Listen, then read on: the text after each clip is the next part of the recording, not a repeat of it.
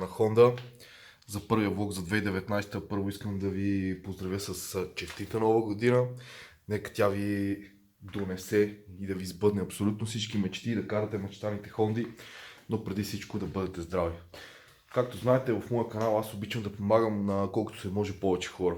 Последната тема, която четах по групите, беше колкото елементарна, толкова и важна, може би, за голяма част от хората, понеже въпросите бяха доста. И за това реших да снимам един клип, с който надявам се, че ще ви бъда полезен. А за какво става въпроса ми? Именно за смяната на батерията на ключовете на хондите. Така, в случая работната маса, само да наместиме камерката по подходящ начин. Така. В случая работната маса ще ни бъде спойлера на тайпера. Така, понеже много от вас попитаха дали ключовете, когато им паднат батериите, имат нужда от някаква настройка, дали трябва да бъдат обучавани, дали трябва нещо по-специално да се прави. Ами не е необходимо обучение. Това, че батериката е паднала или че сте подменили батерията, не е необходимо да правите каквото и да било повече. Сменявате батерията и ключа си действа. Чипа, който има вътре включен, не се интересува от състоянието на батериката. Така, в случая ще ви покажа как се сменява. Супер лесно, бързо и елементарно. Преди това, моят съвет е да си купите по възможност по-качествена батерия, защото от ментетата по някой път се разтичат и за да спестите 3-4-5 лева, може да се наложи да си купите нов ключ. Това е батериката, която се предлага в Honda. Само да фокусира камерата. А дали ще фокусира? Едва ли. Може би. Утре, други ден. Тия дни. Добър ден. Това е номера. Това е батерията, която може да си закупите от Булtraco. Аз последен път си купих няколко на брой. Е така, да си имам за всеки случай. Това е батерията, която е вътре в плика. Като марка, като модел, номер. Така изглежда батериката. Така, стига съм се правил интересен. Хубаво е, ако имате такава отверка като моята. Определено ще ви бъде по-лесно с нея. Така, с мъничка кръстата, отверка или звезда, и той е там, който както иска да си я нарича. От страната на ключа, където е емблемката, в долния край има едно малко винче. Развиваме го.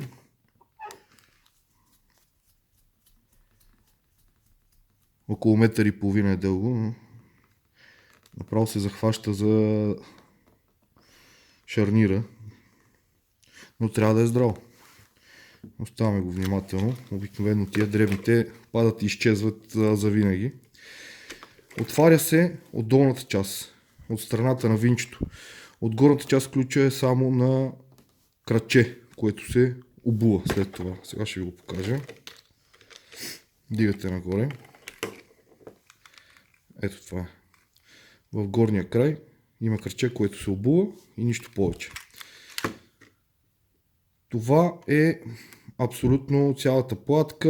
На нея стоят копчетата. Изваждате я. Това са копчетата, които стоят от другата страна на дистанционното. Вътре е батериката. От горния и от долния край има две пластмасови кръчета, които просто внимателно трябва да ги откопчаете. Може само едното. И да го извадите. Батериката е вътре. Както виждате, поставя се с задната част нагоре. Но то като отворите вашия ключ, погледнете точно как стои батериката, ще я сложите по абсолютно същия начин. Супер елементарно. След това събирате обратно. Няма как да се объркате. Единия край е по-тесен, другия край е по-широк. Събирате ги внимателно. Виждате дали са хубаво щракнали, за да бъдете спокойни. Връщате в частта, която е с дупките за копчетата. Обувате крачето в горния край. Разбира се, тук хълката на ми пречи. Така.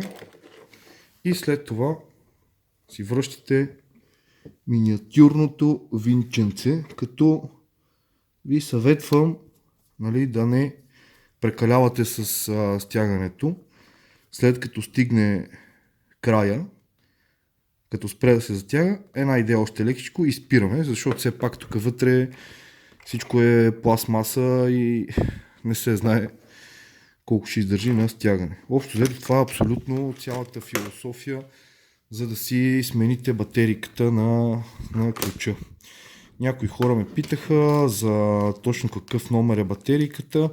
Ами в случая аз мога да ви споделя, че след като се обадих в Бултрако, това е ключа от щатския седан. Камерата определено не е с мен днеска. Нищо не ще да фокусирам. В предния край на ключа са изписани номерата на самите батерии, какви трябва да бъдат батерийките. На този ключ, на американската Honda и на Type R са с по-различни номера, но това изобщо не е от значение. Поне така ми казаха от Honda, батерийките са напълно еднакви, въпреки различните номера, и аз ги смених и на двата ключа. Единия ключ имаше нужда на американката, явно не е сменявано никога, вътре си беше с оригиналната на Panasonic. Това са заместителите на оригиналните батерии от Honda. Това е парт номера, може да ги потърсите директно с парт номера. Около 7-8 лева мисля, че струваше батериката в Бултрако. Пак повтарям, горещо съветвам да си купувате оригинални батерии, за да избегнете проблеми с някои ментета, които могат да се разтекат и да ви доведат до проблеми. Надявам се, че съм ви бил полезен и до скоро. Чао!